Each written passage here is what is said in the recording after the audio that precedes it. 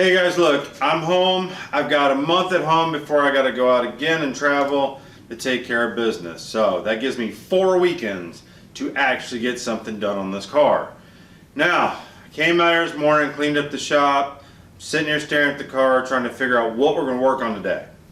And I'm forcing myself to do this. We've got to finish the trunk. Okay, I've got to finish that fuel cell. I've got to make all the pieces so we can just move out of that trunk and it's done. We can work on something else in the car. Now, I went online last night and started ordering fittings for the fuel cell. Now let me tell you guys, when you order a fuel cell, plan on including the cost of the fittings, because I had no idea. It's been a long time since I had to buy A&N fittings. By the time I got the fittings to hook up the tank and run the lines, I was $75 in. So, before you decide on your fuel cell, figure out your fittings too and include that in the price, because it's a big surprise when you actually look at the price of them. So, anyway, they're ordered. So, we're going to work on taking and actually making the sheet metal pieces around the fuel tank, finishing this trunk up so we can move on to something else. So, let's get to it.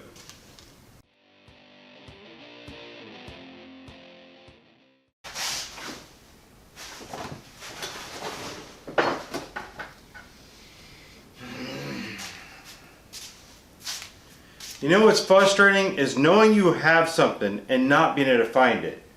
I want to put rubber in between the fuel tank and the frame. I cut little rubber squares, drill a hole in it, and it makes a little dampener. It's simple and easy. But the rubber I use to cut and make them, I can't find.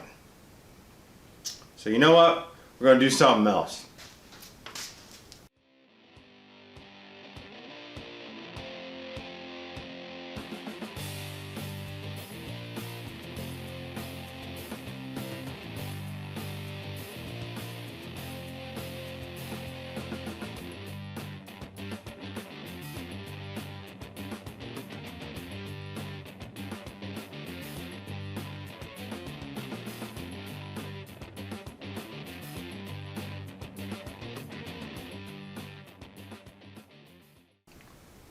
Well, that's easy enough to make a rubber spacer. All you gotta have is a spare tire that you don't want anymore and a hole saw. Just like that, 4 spacers.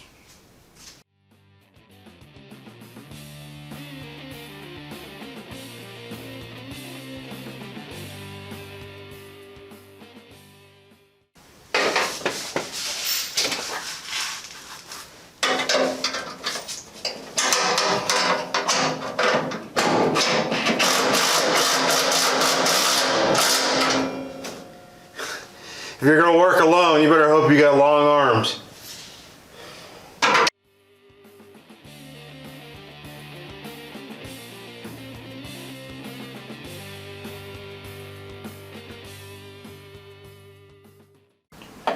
Alright, let's figure out these side pieces.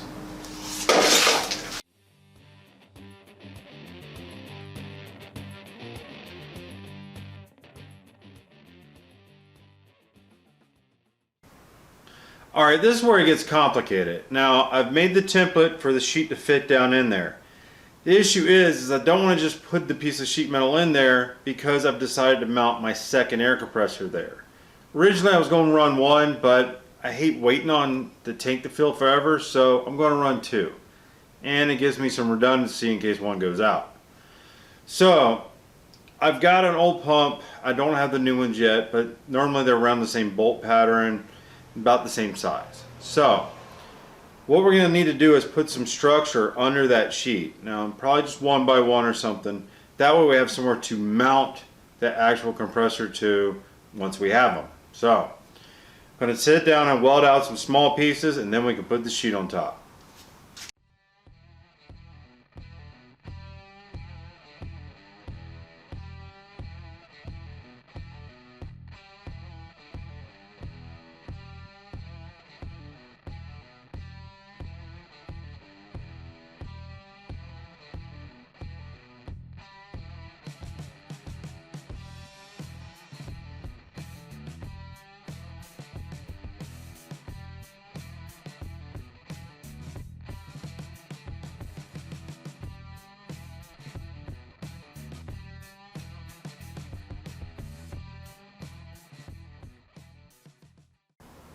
So you might have noticed that I made that piece twice. I wasn't happy with the first one, even though you'll never see it. I just didn't like it, so I redid it. Now, this one's all welded in, ready to go. All we gotta do is make that sheet metal piece. The new compressor will bolt right into it. Be good to go, won't be slapping around. So, all right, sheet metal time.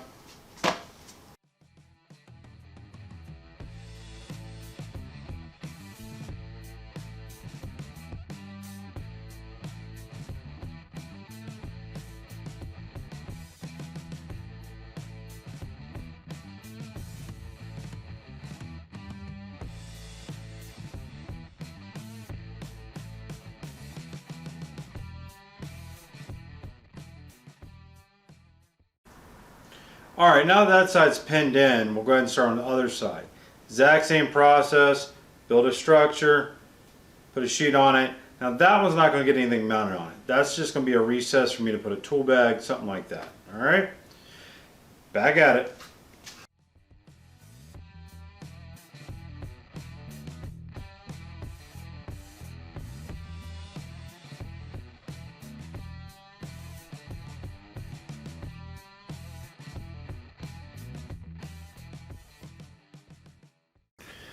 Alright, that template's pretty close. Now I'm going to show you what I do. I'm going to add a few pieces to it to make it into the template we need.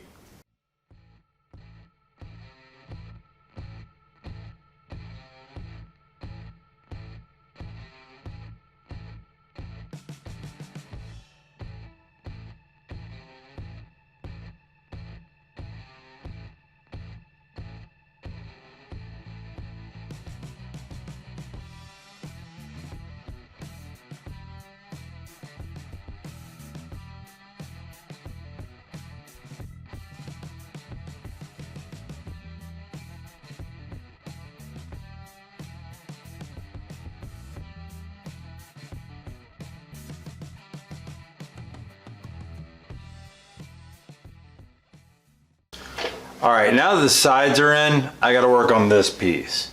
And I'm not looking forward to it. And this is gonna take a while. You've got it where it wraps over here. It's also got to be notched for the tank. It's got to roll down the front and overlap on the side. Yeah, this is gonna take most of the day. So start making templates. The better the templates, the easier it'll be. So start with there.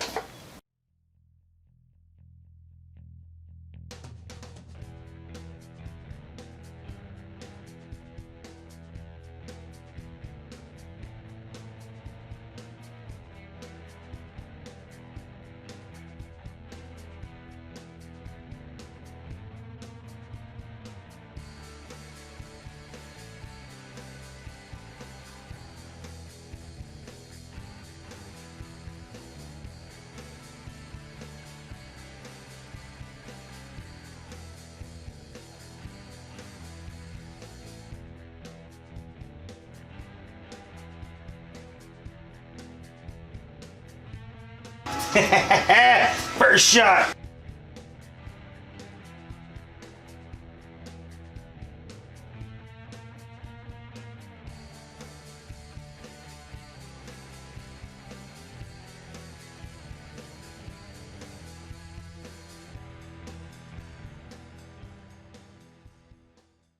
Well, I did it again. I bent it before I bead rolled it. I'm gonna put a sticker across the bender that just says, "Do you need to bead roll?"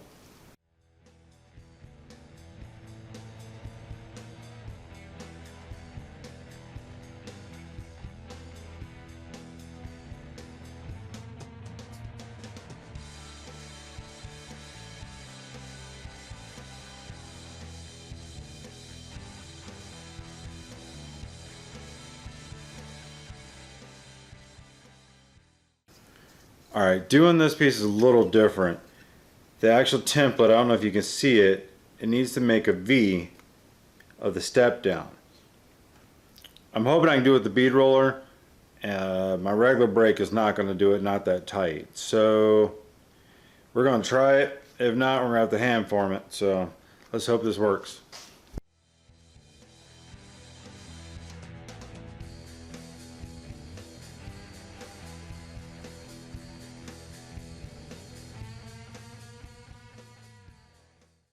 Well, I did it. Got the V out of it. Too bad it's in the wrong direction.